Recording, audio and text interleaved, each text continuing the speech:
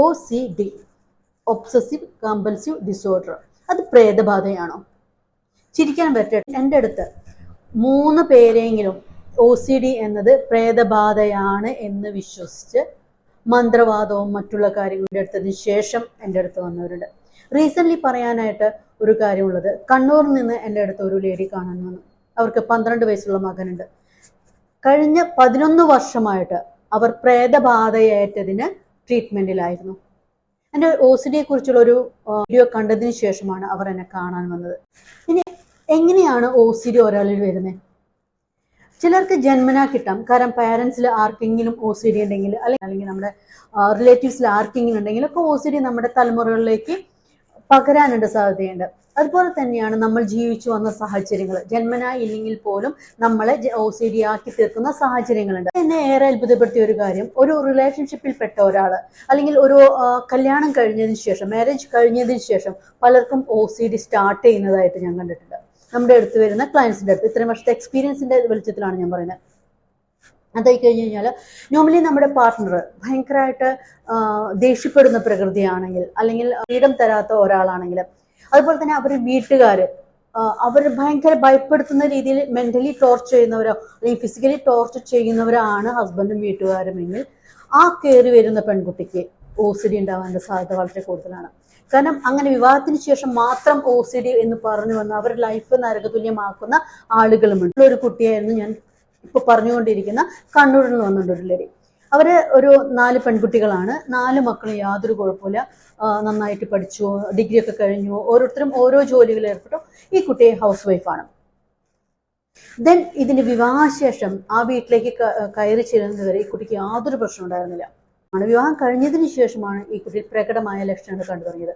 കാരണം ഇവരെ മദറിനിലോ ഭയങ്കര സ്ട്രിക്റ്റ് ആയിരുന്നു. തൊട്ടതിനും പിടിച്ചതിനും ഒക്കെ വഴക്ക് പറയുന്ന ഒരു പ്രകൃതം. അത് തന്നെയല്ല, ഹസ്ബൻഡ് ജോലി കഴിഞ്ഞ് വരുമ്പം അവരുടെ അടുത്ത്, മകൻ്റെ അടുത്ത് ഓരോന്ന് പറഞ്ഞു കൊടുത്തിട്ട് അവർ പോലും ഇവരെ ടോർച്ചർ ചെയ്യുന്ന ഒരു രീതിയിലേക്ക് ആ ബന്ധം കൊണ്ടെത്തിച്ചിരുന്ന മദറിനിലോ, അതായത് അമ്മായിമ്മ. അതുകൊണ്ട് തന്നെ ഇപ്പോൾ ഭക്ഷണം കൊണ്ടുകൊടുക്കാന്ന് വെച്ച് കഴിഞ്ഞാൽ ഇവർക്ക് ഭയങ്കര ടാസ്ക്കാണ്. കാരണം ഭക്ഷണം കൊടുത്തു കഴിഞ്ഞാൽ ഉപ്പില്ല, മുളകില്ല തുടങ്ങിയ നിസ്സാര കാര്യങ്ങൾക്ക് പോലും ഭയങ്കരമായിട്ട് ബഹളം വെക്കുന്ന ഒരു ലേഡിയായിരുന്നു അവർ. അതുപോലെ തന്നെ ഫുഡൊക്കെ കൊടുത്തു കഴിഞ്ഞാൽ ഫുഡൊക്കെ ഇങ്ങനെ വലിച്ചെറിയും. അതുപോലെ ഡ്രസ്സുകൾ ക്ലീൻ ചെയ്ത് വെച്ച് കഴിഞ്ഞാൽ അതൊട്ടും നന്നായില്ല എന്നുകൊണ്ട് പിന്നെയും അതുകൊണ്ട് ക്ലീൻ ചെയ്യാൻ പറയുന്ന, വാഷ് ചെയ്യാൻ പറയുന്ന ഒരു സ്ത്രീ. അതുകൊണ്ട് തന്നെ ഇവർക്ക് ഭയങ്കര പേടിയായിരുന്നു. ഇവരുടെ അടുത്ത് ആദ്യ കാലഘട്ടങ്ങളിൽ ഭയങ്കര പേടിയായിരുന്നു. ഹസ്ബൻഡിൻ്റെ അടുത്ത് സംസാരിക്കുക, അമ്മേൻ്റെ അടുത്ത് സംസാരിക്കുക, അമ്മായിമ്മേൻ്റെ അടുത്ത് സംസാരിക്കുക എന്നുള്ളതൊക്കെ ഭയങ്കര പേടിയായിരുന്നു അവർക്ക്. ഈവൻ പ്രഗ്നൻസി ടൈമിൽ പോലും ഈ ലേഡിക്ക് ആവശ്യത്തിനുള്ള ഒരു മനസ്സമാധാനമോ ഒരു ഭക്ഷണമോ നന്നായിട്ട് കിട്ടിയിരുന്നില്ല. ഇവർക്ക് മൊത്തം പേടിയായിരുന്നു, ആങ്സൈറ്റി ആയിരുന്നു. എങ്ങനെയാണ് ഹസ്ബൻഡിൻ്റെ അടുത്ത് ബിഹേവ് ചെയ്യുക, എന്ത് പറഞ്ഞാലാണ് എനിക്ക് വഴക്ക് കേൾക്കാതിരിക്കുക, അമ്മായിയമ്മയോട് ഞാൻ എങ്ങനെ പെരുമാറുക, അമ്മായിമ്മ എപ്പോഴും ബഹളം വെച്ചുകൊണ്ടിരിക്കുന്ന ഒരു ലേഡി. അതുപോലെ തന്നെ നിസ്സാര കാര്യങ്ങൾക്ക് പോലും എന്തെങ്കിലും വീട്ടിൽ കാണാതായി കഴിഞ്ഞാൽ അത് കട്ടെടുത്തു എന്ന് പറയുന്ന രീതി. ആ പേടി ഇവരെ മൗനിയാക്കി. ഡെലിവറിക്ക് ശേഷം പതിയെ പതിയെ ആ മൗനം പിന്നീട് ചിലമ്പിച്ച ശബ്ദത്തിൽ സംസാരിക്കാനും ഒറ്റയ്ക്ക് ഇരുന്ന് കരയാനും ഒക്കെ കാരണമായി തീർന്നു. അതിനിടയിൽ ഹസ്ബൻഡ് ഇവരെ ഇവിടെ ഇട്ടിട്ട് ദുബായിലേക്ക് വേണ്ടി പോയി. ഇതൊക്കെ ഈ ലേഡിയിൽ ഒരുപാട് സ്വാധീനം വരുത്തിയിട്ടുണ്ടായിരുന്നു. അപ്പോൾ മുൻപ് ഇത്രയും സ്മാർട്ടായിരുന്നവർ പയ്യെ പയ്യെ പയ്യെ ഒരു ഡിപ്രഷനിലോട്ട്, അല്ലെങ്കിൽ ഒരു മൂഡി ആയിട്ടുള്ള ഒരു ക്യാരക്ടറായിട്ട് മാറി. അപ്പോൾ ഹസ്ബൻഡ് ആക്ച്വലി ഇവിടെ നടക്കുന്നത് എന്താണെന്നത് ഒരു ധാരണ ഉണ്ടായിരുന്നില്ല. വിവാഹശേഷം എന്താണ് അവിടെ നടന്നത്, അല്ലെങ്കിൽ ഈ സ്ത്രീക്ക് വന്ന പ്രകടമായിട്ടുള്ള വ്യത്യാസങ്ങളൊന്നും അറിഞ്ഞിരുന്നില്ല. അതുകൊണ്ട് തന്നെ മറ്റുള്ളവർ പറയുന്നത്, അതായത് ഹസ്ബൻഡ് അമ്മ പറയുന്നത്, അതുപോലെ തന്നെ അയൽവക്കക്കാർ പറയുന്നത്, ഇതൊക്കെ തന്നെയായിരുന്നു അയാൾക്ക് കാര്യം. അപ്പോൾ അയാളും വിചാരിച്ചത് ഇത് എന്തെങ്കിലും പ്രേതബാധ ഏറ്റിട്ടുണ്ടായിരിക്കാം, പ്രഗ്നൻസി ടൈമിൽ എന്തെങ്കിലും കണ്ട് പേടിച്ചോ എന്നുള്ളതൊക്കെ ആയിരുന്നു അവരുടെ മനസ്സിലുണ്ടായിരുന്നത്. അവർ ഒരുപാട് മന്ത്രവാദങ്ങളും കാര്യങ്ങളും ഒക്കെ ചെയ്തു. ഇനി ചെയ്യാത്ത ഒരു കാര്യങ്ങളില്ല. എല്ലാവരും പറഞ്ഞു ഇത് പ്രേതബാധ ഏറ്റതാണ്, പ്രഗ്നൻസി ടൈമിൽ എന്തിനോ കണ്ട് പേടിച്ചിട്ടുണ്ടാവാം, അതിൻ്റെ ഫലമാണ് ഇതെന്നാണ് പറഞ്ഞത്. കഴിഞ്ഞ 11 വർഷവും അവർ പ്രേതബാധയ്ക്കുള്ള ട്രീറ്റ്മെൻറ്റിലായിരുന്നു. ഇത് പറഞ്ഞു വന്നത് എന്താണെന്ന് വെച്ച് കഴിഞ്ഞാൽ, നമുക്ക് ജനറ്റിക്കലി മാത്രമല്ല OCD ലക്ഷണങ്ങൾ പ്രകടമായി വരുന്നത്, നമ്മൾ പിന്നീട് ജീവിച്ചു വരുന്ന ആ സാഹചര്യം കൂടി കണക്കിലെടുക്കേണ്ടതുണ്ട്. അപ്പോൾ OCD എന്ന് പറയുമ്പോൾ നമ്മൾ അറിഞ്ഞിരിക്കണം, നമ്മുടെ ബിഹേവിയർ അറിഞ്ഞിരിക്കണം. OCDക്കാർ ഇങ്ങനെയാണ് ബിഹേവ് ചെയ്യുക, അവർ ബൈ ആക്ഷൻ ഇങ്ങനെയായിരിക്കും, ബൈ തോട്ട്സ് ഇങ്ങനെയായിരിക്കും വർക്ക് ചെയ്യുന്നതായിരിക്കാം. അപ്പോൾ ഈ കാര്യങ്ങളൊക്കെ അറിഞ്ഞുകൊണ്ട് വേണം OCD എന്നതിനെ നമ്മൾ ഡയഗ്നോസ് ചെയ്യാനായിട്ട്. ഓക്കെ, അല്ലാതെ ഈ സംഭവങ്ങളൊക്കെ ഒരു പ്രേതബാധയാണ് എന്ന് പറഞ്ഞ് വീട്ടുകാരും അല്ലെങ്കിൽ ഹസ്ബൻഡും അല്ലെങ്കിൽ സ്വന്തം വീട്ടുകാരും അതിലേക്ക് അവരെ തള്ളിവിടരുത്. ഒരിക്കലും OCD എന്നത് ഒരു പ്രേതബാധയല്ല. ട്രീറ്റ്മെന്റ് എടുത്താൽ നമുക്ക് വളരെ വേഗത്തിൽ കോപ്പപ്പ് ചെയ്തു കൊണ്ടുപോകാനായിട്ട് പറ്റുന്നതാണ്. അതായത് മെഡിക്കേഷൻ എടുക്കുക, അതിനോടൊപ്പം തന്നെ കൗൺസിലിങ്ങോ തെറാപ്പിയോ ചെയ്തു കഴിഞ്ഞാൽ OCD നമുക്ക് കോപ്പപ്പ് ചെയ്ത് കൊണ്ടുപോകാനായിട്ട് പറ്റും. ഇത് വളരെ റീസെന്റ് ആയി നടന്ന ഒരു സംഭവമാണ്. കാരണം ഇതിന് മുൻ ഓരോരുത്തർ വന്ന് നമ്മുടെ അടുത്ത് ഷെയർ ചെയ്യുമ്പോഴും ഞാൻ ഇത്ര സീരിയസ്ലി കണ്ടിട്ടില്ല. ഇപ്പോൾ ലാസ്റ്റ് വന്ന ഒരു 2-3 കേസസ് അവർ പ്രേതബാധ എന്ന് ഉറപ്പിച്ച് പറഞ്ഞുകൊണ്ട് വർഷങ്ങൾ 10-11 വർഷങ്ങൾ ട്രീറ്റ്മെന്റ് എടുത്തതിന് ശേഷമാണ് നമുക്ക് OCD എന്നതിലേക്ക് ചികിത്സിക്കാനായിട്ട് വരുന്നത്. അതുപോലെ തന്നെയാണ് നമ്മളൊരു റിലേഷൻഷിപ്പിൽ വരുന്ന സമയത്തും അങ്ങനെയും ഒരു കുട്ടി എന്നെ കാണാൻ വന്നു. ഇതുപോലെ തന്നെ ഒരു കേസ് എൻ്റെ അടുത്ത് ഒരു 2 മാസങ്ങൾക്ക് മുൻപേ വന്നിട്ടുണ്ടായിരുന്നു. ആ കുട്ടി കോയമ്പത്തൂരിൽ നിന്ന് വന്നതാണ്. ഒരു റിലേഷൻഷിപ്പിൽ ഉണ്ടായിരുന്നു ആ കുട്ടിക്ക്. അപ്പം വീട്ടുകാരൊക്കെ പറഞ്ഞ് മാരേജൊക്കെ ഫിക്സ് ചെയ്ത് വെച്ചേക്കാണ്. പക്ഷെ മാരേജിന് വേണ്ടി കാര്യങ്ങളൊക്കെ തുടങ്ങിക്കഴിഞ്ഞപ്പം ഈ കുട്ടിയിൽ പ്രകടമായ വ്യത്യാസങ്ങൾ കണ്ടു തുടങ്ങി. ഭയങ്കര പേടി, ഒരാളോട് സംസാരിക്കാനായിട്ട്, ഒരാളുടെ മുന്നിൽ ചെന്ന് നിൽക്കുമ്പോൾ പേടി. പക്ഷെ ഈ കുട്ടി അതിന് മുൻപ് വരെ ഭയങ്കര ആക്റ്റീവായിരുന്നു. ഈ ഒരു റിലേഷൻഷിപ്പ് ഉണ്ടാവുന്നതിന് മുൻപ് വളരെ ആക്റ്റീവായിട്ടുണ്ട് ഒരു കുട്ടി. പെട്ടെന്ന് റിലേഷൻഷിപ്പ് ഉണ്ടായി കുറച്ച് നാളുകൾ കഴിഞ്ഞു. അത് കഴിഞ്ഞിട്ട് ഈ കല്യാണത്തിന്റെ കാര്യമൊക്കെ വന്നപ്പം ഈ കുട്ടി ഭയങ്കരമായിട്ട് ടെൻഷനായിരുന്നു.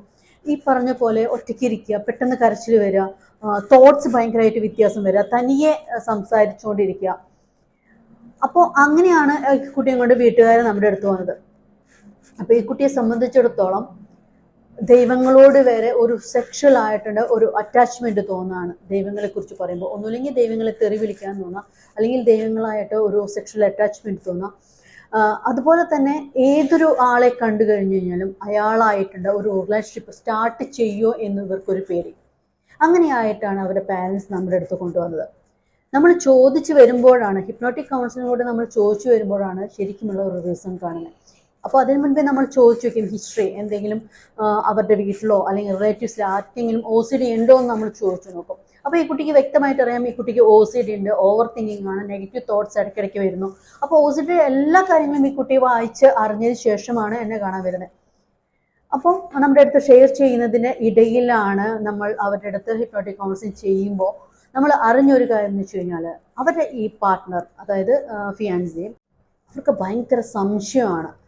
കാരണം 2 പേരും കൂടി ഒന്നിച്ച് ഒരു കോഫി ഷോപ്പിൽ പോയി കഴിഞ്ഞു കഴിഞ്ഞാൽ അവിടെ ഇറങ്ങുന്നതിന് മുൻപേ ഈ ലവർ ഇവരുടെ അടുത്ത് പറഞ്ഞിരിക്കും, നീ എന്നെയല്ല ശ്രദ്ധിച്ചിരുന്നത്, എനിക്ക് പിറകിലിരുന്ന ആളെയായിരുന്നു നീ ഇത്ര സമയം നോക്കിക്കൊണ്ടിരുന്നത്, നീ അയാളോട് ചിരിക്കുക പോലും ചെയ്തു.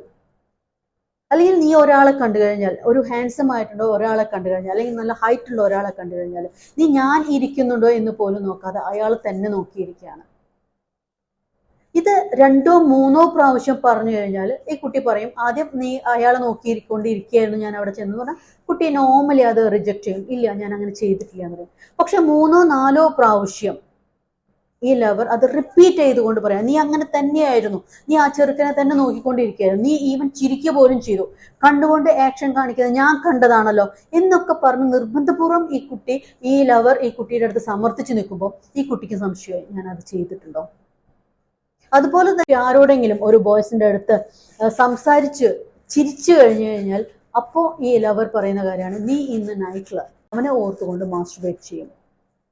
അത് മുന്നേ പറയാം, ഇല്ല ഞാൻ അങ്ങനെ ചെയ്യാറില്ലല്ലോ, എനിക്ക് നിങ്ങളുണ്ടല്ലോ, നിങ്ങളെയാണല്ലോ ഞാൻ മാരേജ് ചെയ്യാൻ പോകുന്നത്, പിന്നെ ഞാനെന്തിനാ മറ്റുള്ളവരെ ശ്രദ്ധിക്കണം എന്നൊക്കെ എന്താ ഈ കുട്ടി പറഞ്ഞു കഴിഞ്ഞാലും ഈ പാർട്ട്ണർ ഉറപ്പിച്ച് തന്നെ പറയും, നീ ഇന്ന് അവനുമായിട്ട് മാസ്റ്റർബേറ്റ് ചെയ്തിരിക്കും, അവനെ ചിന്തിച്ചുകൊണ്ട്.